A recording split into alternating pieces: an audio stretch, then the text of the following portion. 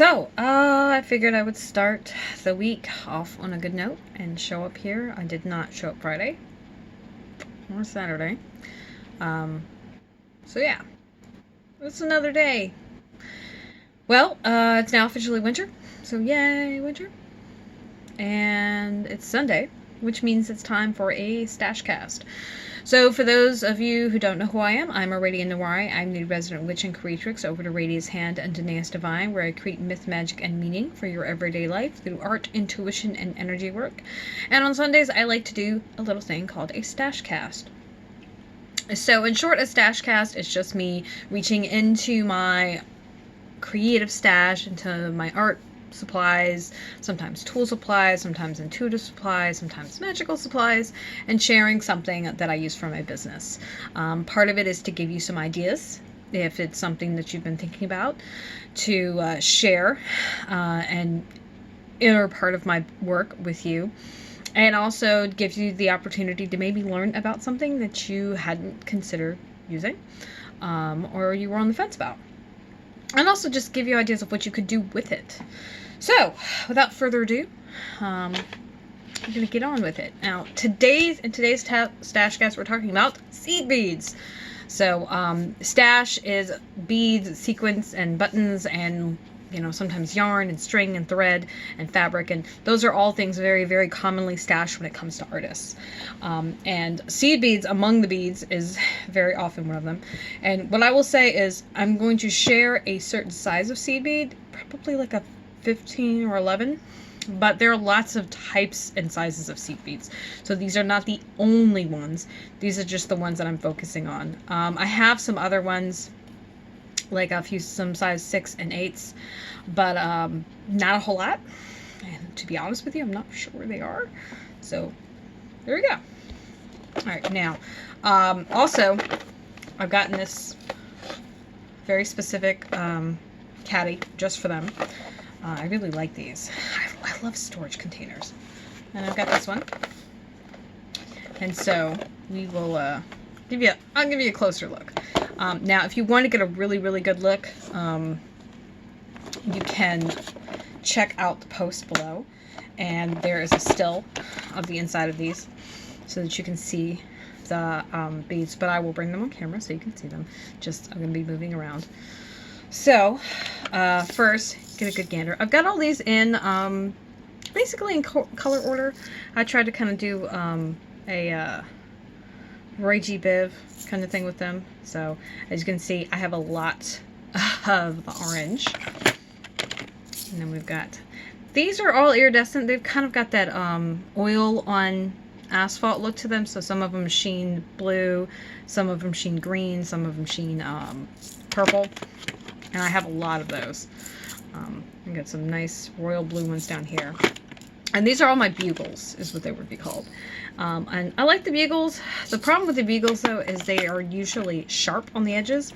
So you have to be really careful when you use them, because they very often will cut the thread that you're working with. And then we've got a bunch of white and some that are closer to just straight black. So I don't use the bugles terribly, terribly often.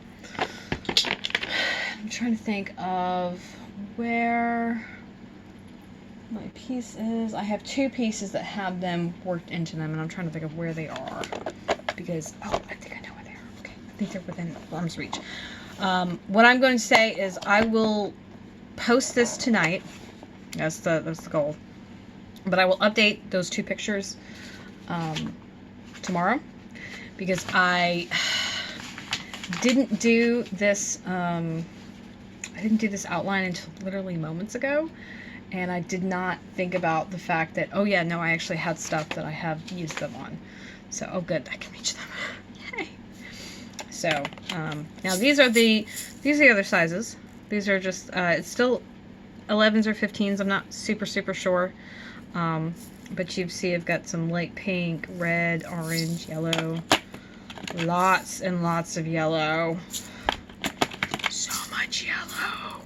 Okay, and I will say a lot of these I didn't necessarily buy, although it was very gratifying to separate these out. And you've got more of these. And you know, I don't have any specific plans for these. I like beads. And then of course I've got some extra blues. These right here, this whole thing, I actually started to do something with, and for the life of me, I don't think I know even where that piece is that I started. It's like, it's not a large thing, so it's all tucked away. But to keep it long and short, a lot of times seed beads are used for bead weaving. You may see some sewn beaded jewelry that has them in there. A lot of fine pieces that you know, need very intricate beadwork, we'll use them because they're very, very small, and so you can do some really complex kind of colors and designs because the materials are so small. Let's see. Looking at my notes, looking at my notes, looking at my notes. Where am I? Yeah. Now, as far as what I'm using it for, sadly, I don't have all of the stuff that I've used it for. I actually made a tarot bag when I was in high school, and I made kind of a little beaded fringe on one of them, and it was for an LGBTQ friend of mine, so I used a rainbow. And I was really proud of it and really excited about it. It was probably one of the worst things I've ever made, construction-wise. It was sewn by hand. It was sewn very well. I would absolutely do it again and absolutely do a much better job now. Which just means that I've improved. Yay! So there's that. But I plan to do more things like that. I have some bead embroidery that I would like to be doing with it. And actually I took a class this last year, about springtime in 2019, on mixed media embroidery, and beads, among other things, were one of the things that was referenced. So I learned a bunch of bead embroidery techniques there. I also have 2 classes in my Craftsy, which is now Blueprint. I think her name is Myra Wood. If I'm right, what I'll do is I will link them below. In fact, let me make a note of that. Let's see.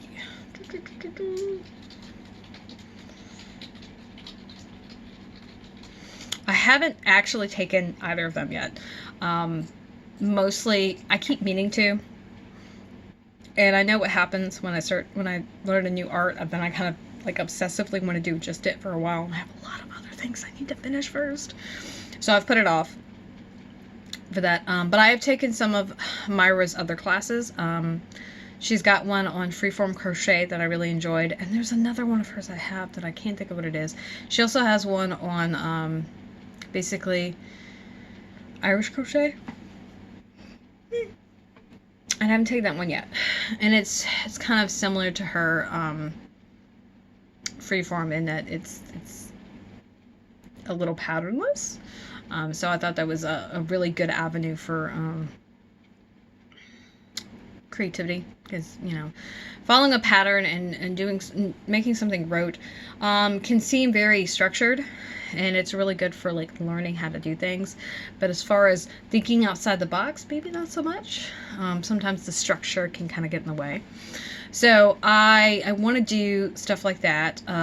There's also, let's see, I'd also like to do some sewn beaded jewelry. There's pieces where it's basically like a piece of cloth or leather. The beads are sewn onto, and then that's backed with something stiffer. So that's one of the ways you use it. If you've ever seen the little medallions that are made and sold in like, gosh, you know, I think I have one actually. Hold, pause. Ah, I found it. This is not my work. This is a type of bead weaving though, but this is what I'm talking about, where you've got the design is made and then it's backed with like something. This is basically something you would find at a gift shop. It's a piece of Native American art, and if I recall correctly, this is a Thunderbird. It's very pretty. I got it from a family member, but it uses a lot of the same kinds of beads that we're talking about here. So I'd like to do some things that are like that, not specifically those designs and motifs, just as much as the technique. And that's one of the reasons I have them. Also, making beaded rope. You can make crocheted rope with them.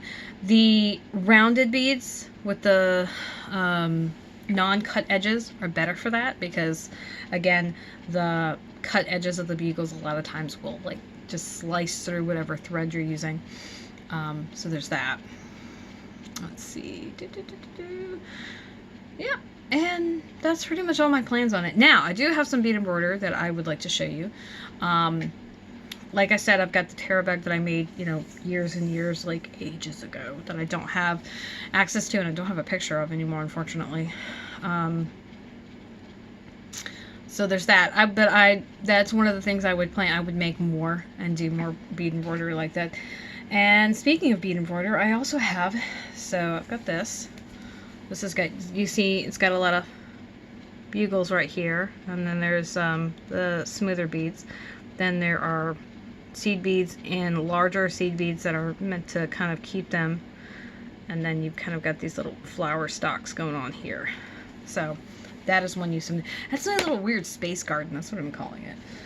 Also, I've got this other thing that this was a little more structured as far as like a really set theme. It is not done. I need to finish it, but I've been trying to kind of intuitively work through it, which is why it's not done yet. This is going to be a Shri yantra. A yantra is a sacred design, and each of them it's a very specific design for whatever deity or symbolism that's used in it.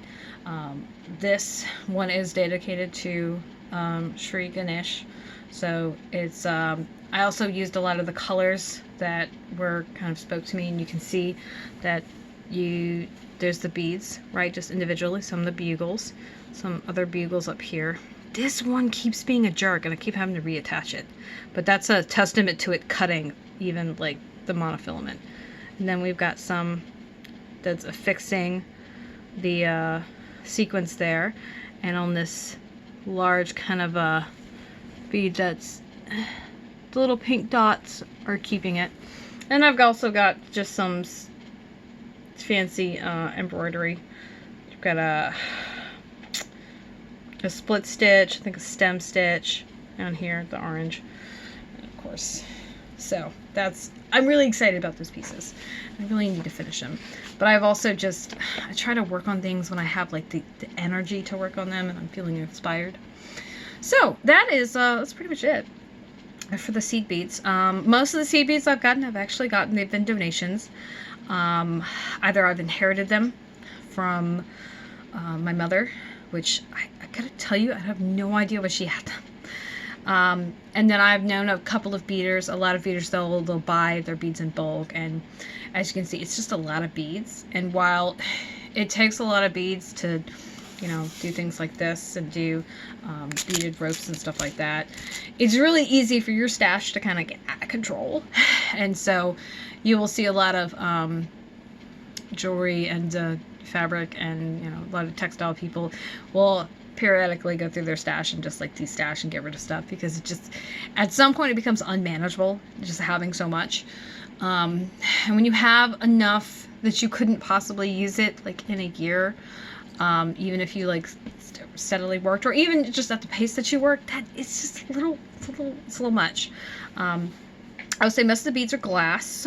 I don't know that I've seen seed beads that are anything else. A lot of them are called check glass, CZECH. I'm sure there's a reason. I'm sure I have no idea what it is.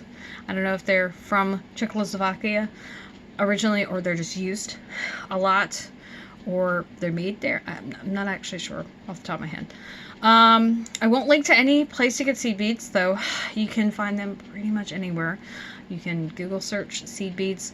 Understand again that there are lots of different sizes. These are probably like 11/0, 15/0s. I can't be entirely certain because so many of them are just donated or inherited, so I have no, like, I don't have any of the original packaging. But there's also size 6, size 8, which I prefer those because they're just easier to deal with and they're larger. But yeah, that's pretty much it. So tomorrow is Monday. Let's see. Let's see if I can tell you what we're doing tomorrow.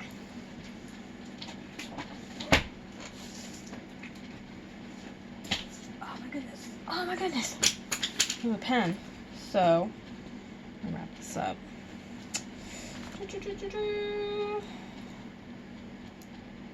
Oh, okay. Wow. Special day tomorrow. So, that in a minute. My question for you today is, do you have any seed beads in your stash? And have you worked with them before? If so, would you, how'd you like them? What'd you do with them? You can drop a comment in the box below, whether you're watching this on YouTube or whether you're watching this on my Patreon. I appreciate you being here. Thank you for being a subscriber and liking and sharing this video and commenting. And if you're on YouTube and you're not subscribed yet, well, do it so that you can get more videos like this from me and hear what I'm doing and share in the whole creative process. And then if you're watching this on Patreon, you know, thank you for being a patron. And like, if for some reason you're not, you should totally be a patron. Join, come on, join the party, because I do a lot of secret stuff that you won't see anywhere else.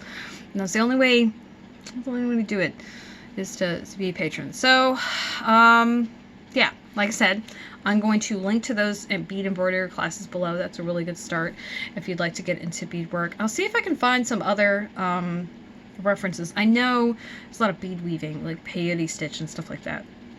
And then beaded looms use them a lot too. So there's that. But as always, if you like this video, click like, subscribe if you're on YouTube, or share it with someone, or do both.